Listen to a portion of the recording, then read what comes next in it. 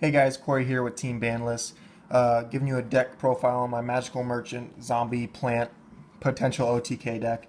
Um, it's really fun. It's by no means competitive. I mean, it can be if you're very, very lucky and get Magical Merchant first turn every time and get your opponent to attack into it and have your spell cards in the very bottom of the deck. If you don't know what Magical Merchant does, it's a pick up, not draw cards on the top of your deck until a spell card or trap card is picked up. Add that card to your hand. Any other cards picked up are sent to the graveyard.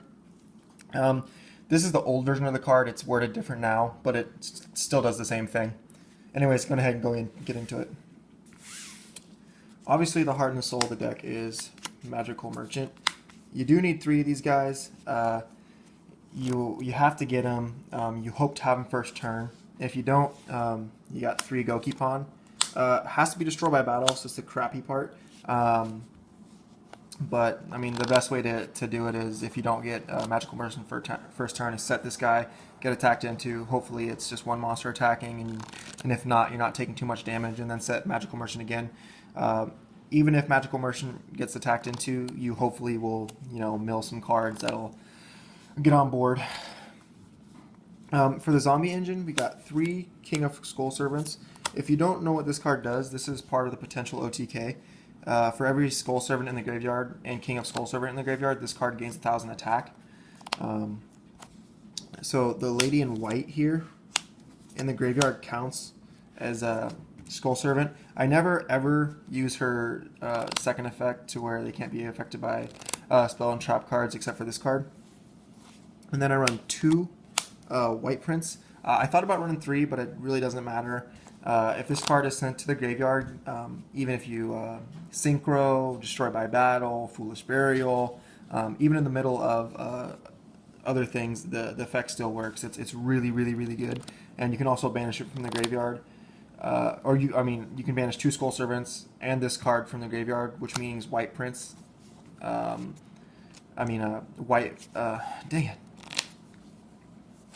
Sorry, the lady in white. For other Skull Servants, we got the regular Skull Servant. So all it is an attack boost. And a potential level 1 normal summon.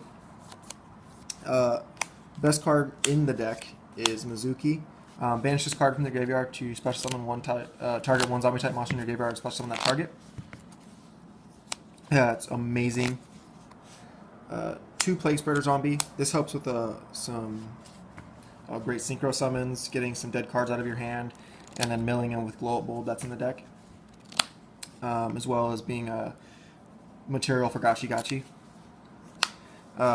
For the other zombies, we got Zombie Master. I tried this card at multiple, and as well as Uni Zombie. I've tried them both at multiple, or one at 2 and the other one at 1. But this seems to be the best and most consistent. I've been able to go into Zombie Mizuki 6 times because of one of the spells that I run in this deck, and getting the Zombie Master multiple times in a turn. It's once per turn, not once only that turn. Uni Zombie is just a great tuner that I can get into, like Beals and things like that.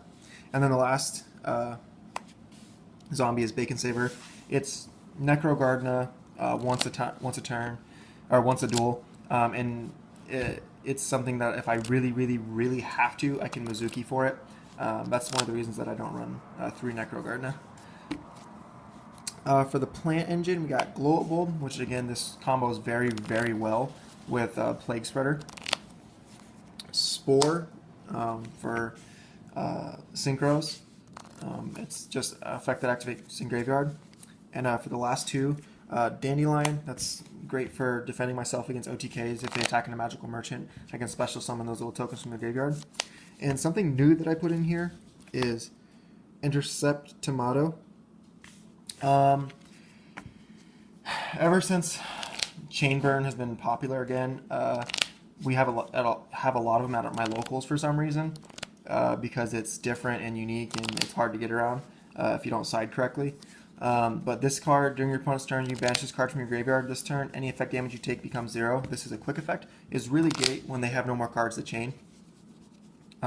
And if not, if I'm not playing anything that makes me take effect damage, then I can just banish it with a Spore. So, and make him a level 3, which is always good. And then for just the cards that I want to see in the graveyard, we got Necro Gardener, 2 of them. Like I said, Bacon Saver is my 3rd Necro Gardener. He's also a Mizuki target, so that's why I only run 2 Necro Gardener. 2 Wolf Lightsworn Beast. Honestly, I would run Felice if I had it, but this card is still really good. The 2100 attack is awesome. You never special summon in defense position, even if your monster has a higher attack, just in case they have other monsters. Other than that, the last one we want to see in the graveyard is your Destiny Hero Dasher. This comes in handy a lot because throughout the game, I mean, 40 or 38 cards are monster cards, so you draw into a monster card, you can special summon it, and then you still have your normal summon. For my game enders, we have Chaos Necromancer. For every card in your graveyard, every monster card in your graveyard, you get 300 attack. So it's really great, you know, to hold on to. And I have 2 of them, so the fact that I hopefully can draw it. And if I don't draw it, I can copy its effect with Phantom of Chaos. This card's really good. If I had more, I'd run more. And for the last one, Cephalon, the Ultimate Time Lord. If you have 10 or more monsters in your graveyard, you can special summon this card from your hand. It's 4,000 beater. I don't have another fairy, so I don't use this other effect. But for the very last 2 cards in the deck, these are actually some of the most crucial cards. We got Foolish Burial and Burial from a Different Dimension. Because I can get to this card easily if I have Magical Merchant, or either of these cards, a lot of times with Foolish Burial, I'll send anything that I need, whether it's a Spore, Glow Up Bulb, send White Prince to send a White Mare and a Skull Servant to make my King of Skull Servant stronger. And there'll be a lot of times where I'll need, you know, I've already banished 3 Mizuki or even Plague Spreader or any combination of that, and I'll go into Burial from a Different Dimension, and I can use it up to 6 times a turn, or any of those variants. Anyways, onto the extra deck, because we can, and it's just a good card overall. Leo, the Keeper of the Sacred Tree, 3100 beater, and if your opponent has 1 set card, it's just a smart card to go into. Beals, he is really great.